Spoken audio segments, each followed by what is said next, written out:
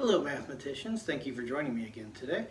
As we go through, and we're going to try to find dy dx if we're given the equation y cubed plus x cubed is equal to x e to the y.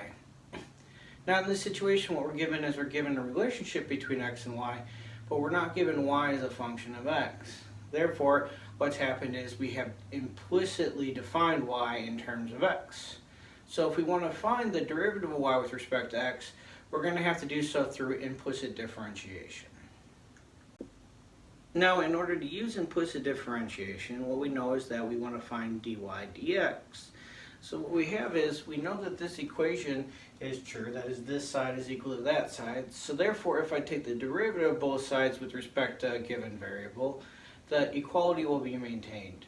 Therefore, what we want to do is, well, because we want dy dx, we want to take the derivative of both sides with respect to x. So now what we see is that because this was equal to this, the derivative of this is now equal to the derivative of this. And so what we can do is we differentiate, and then hopefully we can find dy dx when we're done with this. So now, as we start off, what we're going to do is I'm going to break this into pieces and say, well, I have a piece here, and a piece here.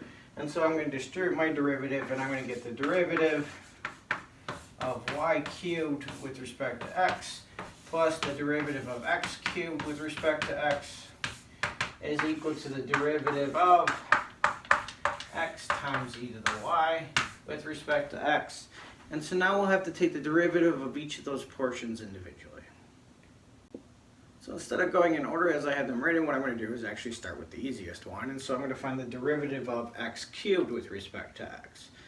Notice now that x is x, so I'm taking the derivative of x cubed, and the bottom is the same variable. So we have the same variable here, so when we're taking the derivative, it's just a normal derivative. What that means is that, well, we can just use a power rule here, and we get that the derivative of x cubed is in fact just 3x squared. On the other hand, if we want to take the derivative of y cubed with respect to x, now what we have to notice is that y is not x, so they're not the same variable. And so what we've done before is that we said that y was implicitly defined in terms of x. So what we're really doing here is we're finding the derivative with respect to x of the function y of x cubed. So that is, I have a function y, I'm cubing it, and now I'm finding the derivative. If I do that, what I notice is that, well, this is a chain rule because I have an inside function and an outside function. So if I want to find the derivative with respect to x of y cubed, what I have to do is say, well, I have an outside function, I have an inside function, the derivative of the outside with respect to the inside, and I have to find the derivative of the inside with respect to x. And so what I have is my outside function is just my inside function cubed. My inside function is just y, or y of x. And so what I get is the derivative of the outside is the normal derivative because I is I. I'm taking the derivative with respect to I, so I just get 3i squared. Now if I take the derivative of y with respect to x, well, because we don't know what y is, we can't do any better than just saying the derivative of y with respect to x. So what we're going to write here is, this is just dy dx. So what we found was that our outside function was I cubed, so the derivative of that is 3i squared. Our inside function is y, so the derivative of that is dy dx.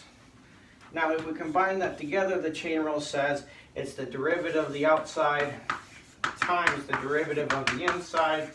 So if I put that together, I get 3i squared times dy dx. And as a last step, I just have to plug in what I was. Remember, I was y. So what I get is that the derivative of y cubed is 3y squared times dy dx. So now the point here is that before we had the derivative of x cubed, we took a normal derivative and we just got 3x squared. But now because y is a function of x, we have to remember that, okay, I can't just take a normal derivative. I have to treat this like a chain rule. Y is an inside function. Therefore, I have an outside, I have an inside. I take the derivative of the outside times the derivative of the inside. So the derivative of y cubed is 3y squared times the derivative of the inside is dy dx. Alright, so now we're ready to take the derivative of the last piece of our equation, and that is x times e to the y. Now when we're looking at this one, we want to remember that we are taking a derivative. So what's going on? What is the first thing I see? And I said x times e to the y. So what we have here is actually a product rule. So before we get into even using implicit differentiation at all, we need to know, okay, this is a product rule. Let's write that down. So the product rule was second d first plus first d second. And so I'm going to write down my first function, my second, the derivative of the first, and the derivative of the second, and I'll bring those back in when I'm done with that. Now if I look at this one, notice I'm multiplying x times e to the y. So the first function is x, the second function is e to the y, and then I have to find the derivative of x with respect to x and the derivative of e to the y with respect to x. So now if I write this one down, I'm just going to say the derivative of x with respect to x. If we look at this, notice that x and x are the same variable, so that means we're just going to have a normal derivative. So the normal derivative of x with respect to x is just 1. So what we do get is that our first prime is just 1. On the other hand, if I take the derivative with respect to x of e to the y, what we notice is that, well, y is not x, so therefore y is a function of x. So actually we have something else going on here in that we have a chain rule because we have y inside of the e to the I function. And so because I'm going to be using a chain rule, I'm going to say my outside function, my inside, my outside prime, my inside prime. And so I'm going to write these down again, and here my inside is y. My outside is now e to the inside. So now the derivative of e to the I with respect to I, well, because of the same letters, I just get e to the I. When the derivative of y with respect to x, well, we talked about that one before, is just dy dx. And so what I get here is that the derivative of the outside is e to the I. The derivative of the inside is dy dx. So the derivative of e to the y with respect to x is e to the I times dy dx. And the last thing we have to do is notice that I introduced the letter I, so I need to substitute back in what that was. So I get e to the y times dy dx. Alright, now that I've found my first and my second function, the derivative of the first and the derivative of the second, I'm ready to use my product rule. So I'm just going to substitute in what each of these are. So my second function is e to the y times the derivative of the first is 1, plus the first is x, times the derivative of the second is e to the y times dy dx. So now I have the derivative of this piece, and so I'll have the derivative of each of the pieces, so I'll have to pull those together in order to find what dy dx is going to be. Alright, so I've combined the information we found so far. That was that the derivative of y cubed was 3y squared dy dx.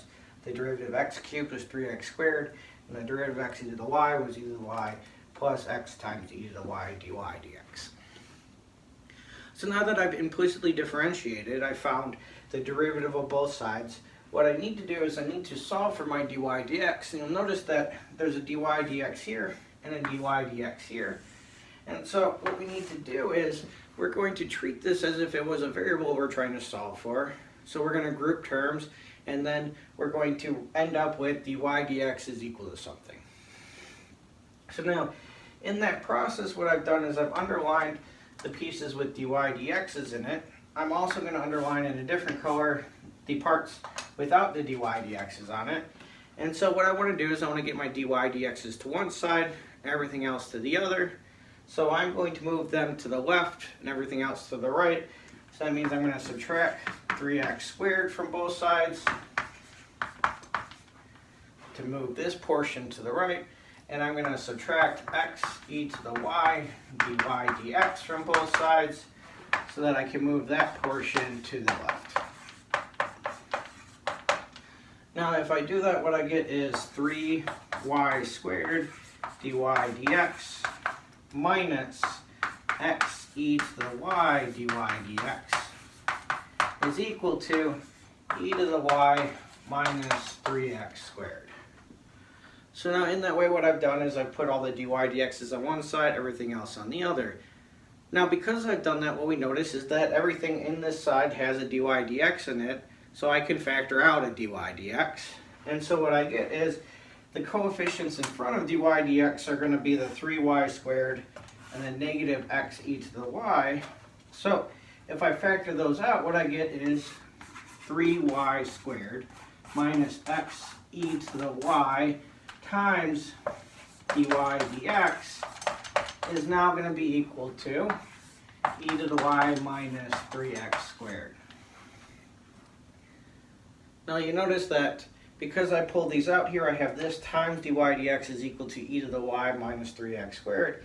So if I want to solve for dy dx, I just need to divide by this portion here. So I'm going to divide by 3y squared minus x e to the y on both sides.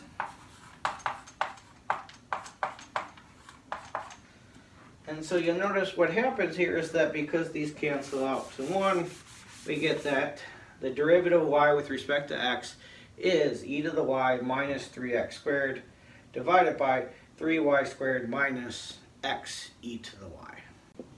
Thank you for joining me today. I hope you enjoyed it and I hope you learned something along the way. Make sure to subscribe to the channel and like the video.